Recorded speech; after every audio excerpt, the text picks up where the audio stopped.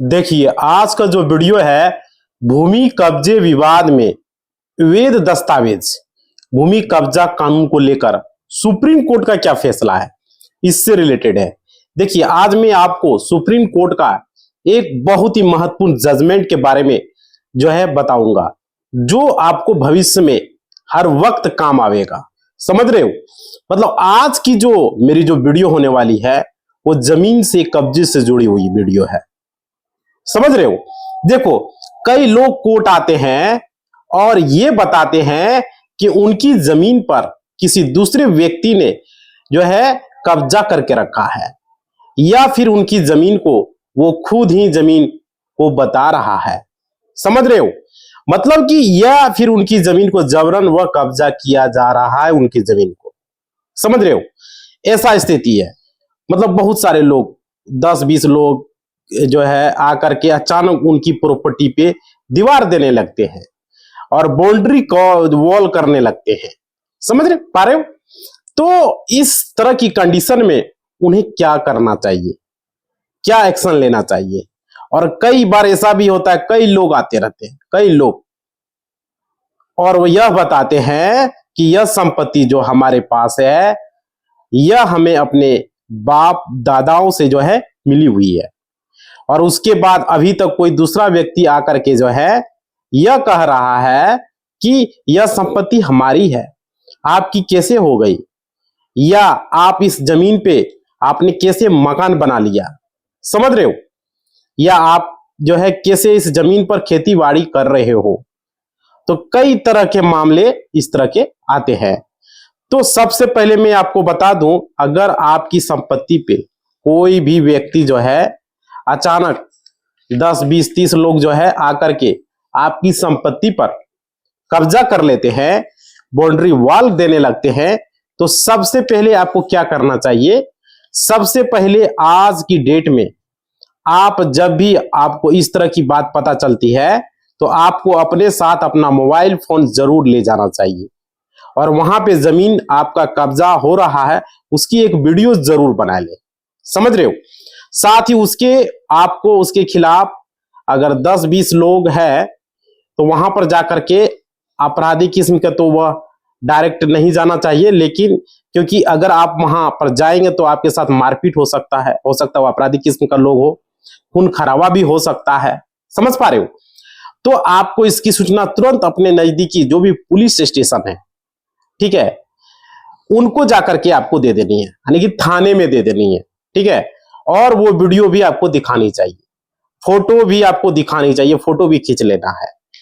मतलब कि इस तरह से हमारी जमीन को कब्जा किया जा रहा है। देखिए, वीडियो हमने बनाया है, फोटो खींचा है हमने, मेरा मोबाइल में है।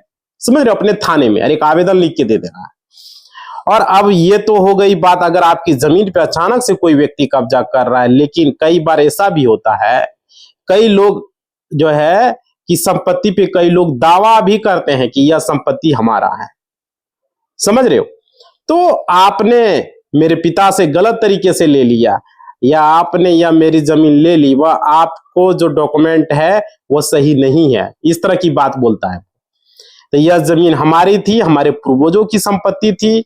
तो इस परिस्थिति में आपको क्या करना चाहिए? बहुत सारे ऐसे लोग हैं समाज में, गलत लोग, भूमाफिया लोग। अगर फिर आपको कोर्ट में किसी भी तरह का सिविल मुकदमा चल रहा है या जमीन संबंधी विवाद चल रहा है, तो आपके पास किस किस तरह के डॉक्यूमेंट मौजूद होनी चाहिए ये समझिए। देखिए, इस तरह की परिस्थिति में अगर कोई व्यक्ति आपको यह आकर के कहे कि यह संपत्ति हमारी है, इस संपत्ति से आप हट जाओ, इस संपत्ति को आप खाली कर दो, तो ऐसे व्यक्तियों से आपको तुरंत घबराना नहीं है। समझ पा रहे हो? उनके कहने मात्र से ही आपकी संपत्ति खाली नहीं कर देनी है। साथियों, मैं आपको एक बात और बता देना चाहता हूं कि कई लोग हैं गांव में, जो मैंने पहले भी इस वीडियो में आपको स्टार्टिंग में, वैसे लोग अपने गांव में रहते भी हैं बहुत सारे। देखिए, आज के टाइम में कई लोग अपने परिवार का भरण पोषण करने के लिए और कई बार किसी तरीके के व्यवसाय करने के लिए अपने गांव छोड़ के दूसरे राज्यों में जाकर के बस जाते हैं। ठीक है?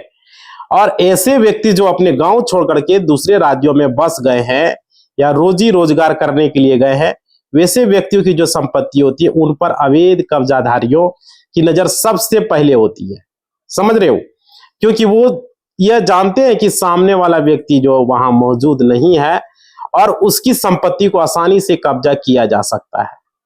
मैं आपको बता दूं, आपने कई बार या फिर आपके परिवार में ही आप अपने बच्चों से पूछे, जो कॉलेज स्टूडेंट है उनसे आप ये पूछें कि गांव में तुम्हारी संपत्ति कितनी है और कहां कहां है, तो वो जो कॉलेज स्टूडेंट है वो नहीं बता पाएगा, क्योंकि वो अपने गांव किसी मतलब कि फेस्टिवल में जा रहे हैं, किसी पर्व त्योहार में जा रहे हैं, बहुत कम समय के लिए वो गांव में रहता है, सब लोगों को पता नहीं होता है। देखिए, तो उन्हें यह भी नहीं पता कि हमारी संपत्ति कहाँ है, हमारी संपत्ति गांव में जो संपत्ति है वो कैसे प्राप्त हुई, वह उन्हें इस बात की भी जानकारी नहीं होती है, समझ रहे हो।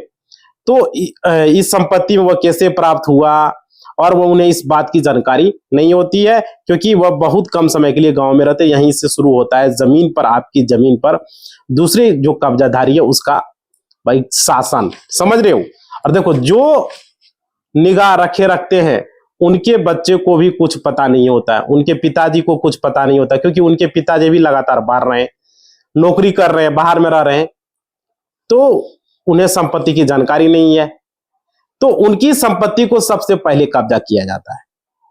साथियों, आपको जानना होगा, आप महिला हो, पुरुष हो, कम पढ़े लिखे हो, गांव में रह रहे हो, आप कॉलेज स्टूडेंट हो, कोई फर्क नहीं पड़ रहा है। इसलिए मैं इस वीडियो बना रहा हूं ताकि आप लोग आसानी से इस बात को समझ सके, समझ रहे हो। देखिए, अगर आपकी जो संपत्ति है उस संपत्ति का प्रकार को आपको समझना होगा कि संपत्ति किस तरह की होती है। मैं आप लोगों को बता दूं, अगर आपकी संपत्ति आपके बाप दादाओं से आपको मिली हुई है, तो आपके पूर्वजों से आपको मिली हुई है, तो उसे हम कहते हैं पृथक संपत्ति।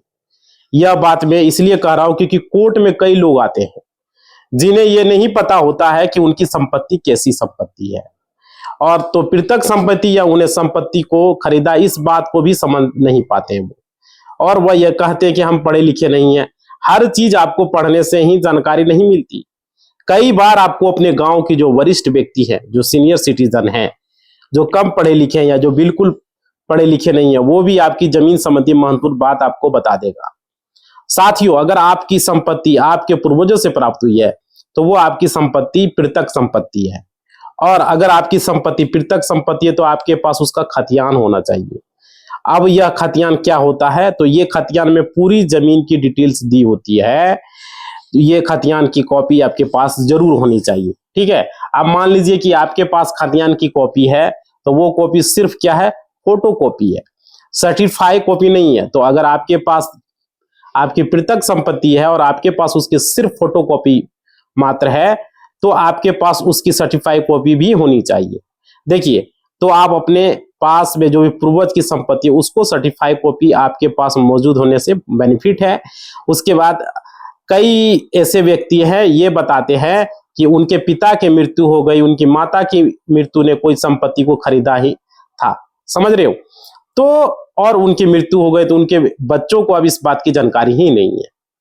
तो ऐसे में युवा, अगर आप कॉलेज स्टूडेंट है या फिर आप कहीं नौकरी भी कर रहे हैं, ठीक है, तो और आपको पिता ने कोई संपत्ति खरीदी थी, तो इस बात की अगर आपको जानकारी है तो आप जान जाएं कि आपके पास सेल डीड की कॉपी होनी चाहिए, और सेल डीड की कॉपी भी सर्टिफाइड ओरिजिनल हो। अगर आपके पास ओरिजिनल नहीं है, फोटो कॉपी है, तो आपको उसी की सर्टिफाइड कॉपी रखना बेहद जरूरी है, समझ रहे हो।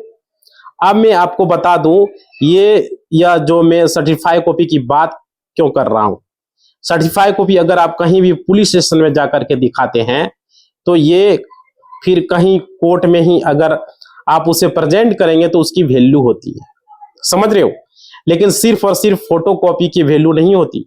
अगर आपकी जमीन को अचानक कोई हड़प रहा है और आपके पास में सिर्फ फोटो कॉपी है और आप उसे लेकर के पुलिस स्टेशन जाएंगे, तो हो सकता है कि पुलिस वाले आपको इग्नोर करें, समझ रहे हो सकता है कि पुलिस वाले कहे ये तो सिर्फ फोटो कॉपी है। लेकिन सर्टिफाइड कॉपी होने के साथ साथ क्या होता है, अगर सर्टिफाइड कॉपी आपके पास होगी, ठीक है, तो यहां पर देखिए सर्टिफाइड कॉपी होने से क्या होगा, तो पुलिस भी ये देखेगी कि ना यह कॉपी सर्टिफाई है। और यह सर्टिफाई कॉपी किसी भी जमीन संबंधी कोई भी कॉपी जो आपके पास है, जो सर्टिफाई होती है, प्रमाणित कॉपी होती है, उसे असली यानी कि आपके पुराने जो खतियान है आपके पास में नहीं है, अब जो है आपके पास सर्टिफाई कॉपी ली है आपने, तो उसे ओरिजिनल की तरह माना जाता है और कोर्ट में भी इन्हीं दस्तावेजों की वैल्यू दी जाती है। समझ रहे हो? फोटोकॉपी के वैल्यू बहुत कम मिलता है, इसलिए आपके पास अगर आपके माता पिता ने कोई संपत्ति से खरीदी है, उसको कहते हैं, हम उसको सेल डीड कहते हैं। ठीक है, गांव में कई लोग कहते हैं उसे केवाला। तो उसके पास केवाला के दस्तावेज आपके पास होना बेहद जरूरी है। इसके बाद अगर कोई व्यक्ति ने आपको, रिश्तेदार ने आपको कोई वसीयत लिख दी है, तो सिर्फ वसीयत कह देने से यह संपत्ति तुम्हारी नहीं हो गई। समझ रहे हो? तुम इस संपत्ति पे खेती बाड़ी करो, तो ऐसा नहीं होता। अगर आपको लिखित तौर पर कोई संपत्ति मिली है, कोई वसीयत बनी है, तो उसकी कॉपी आपके पास होनी चाहिए। उसके बाद अगर कोई संपत्ति आपको गिफ्ट डीड में मिली है, उपहार स्वरूप तो आपको कोई संपत्ति मिली है, तो उसकी भी कॉपी आपके पास मौजूद होनी चाहिए। इसके अलावा अगर कोई संपत्ति खतियानी संपत्ति है, आपने केवाला लिया हुआ है, तो आप लगातार या आपके माता पिता सरकार को टैक्स दे रहे होंगे, तो उसकी भी कॉपी आपके पास होनी चाहिए। रसीद की कॉपी आपके पास होनी चाहिए, बेहद जरूरी है।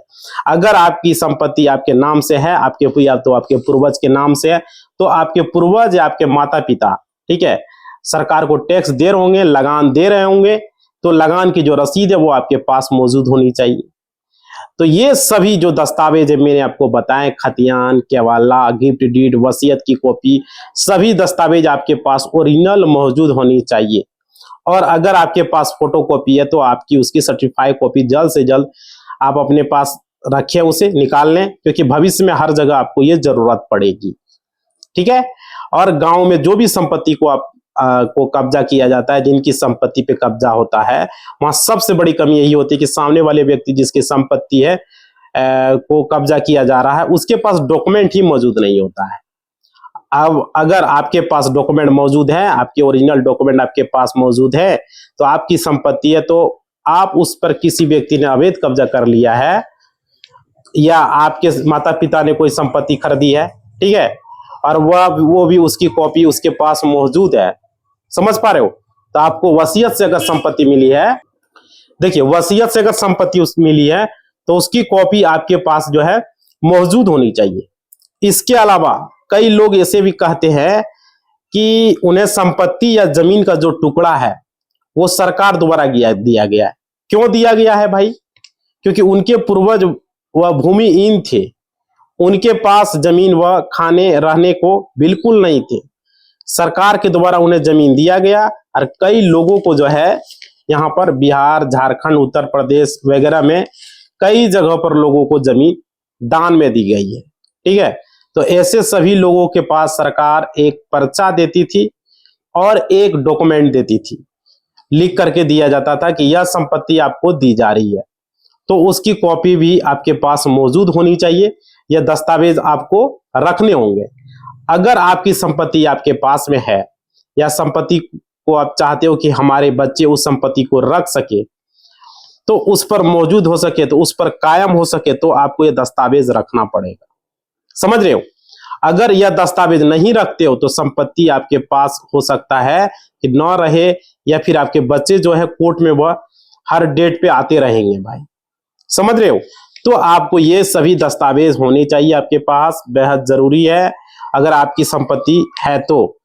अब यहाँ पे मैं एक बात और बता दूं, कई लोग जब कोर्ट में आते हैं तो वह यह कहते हैं कि संपत्ति पे मैं पिछले 50 सालों से खेती कर रहा हूं, 50 सालों से ये मेरे पूर्वज संपत्ति पर खेती बाड़ी करते चले आ रहे हैं।